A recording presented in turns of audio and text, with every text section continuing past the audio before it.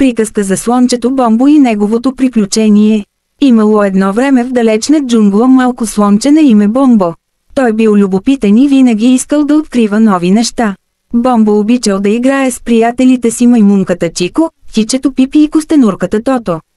Един ден, докато всички играели край реката, Бомбо чул стария мъдрец Бухлю да разказва за магическо езеро, което изпълнява желания. Бомбо решил да открие това езеро и да си пожелае да стане най-смелият слон в джунглата. «Ще дойдете ли са мен?» попитал той приятелите си. «Разбира се», казали те в един глас. Пътят към магическото езеро бил труден. Те минали през гъсти гори, прескочили малки поточета и избягали от няколко хитри лисици. Бомбо никога не губел кураж и винаги подкрепил приятелите си. Когато най-накрая стигнали до езерото, то блестяло като сребро под лунната светлина. Бомбо застанал пред водата и казал: «Пожелавам си да стана най-смелият слон в джунглата».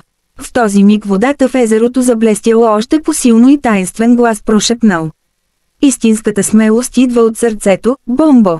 Ти вече си най-смелият, защото си тръгнал на това пътешествие заради своите приятели». Бомбо разбрал, че не е нужно да бъде различен, за да е смел. Сърцето му било пълно с обич и вяра, а това било най-голямата сила. Така слончето Бомбо и приятелите му се върнали у дома, щастливи и горди, че са преодолели всички трудности заедно. От тогава Бомбо станал известен като най-смелото слонче в джунглата, а приятелите му го наричали «героят с голямо сърце».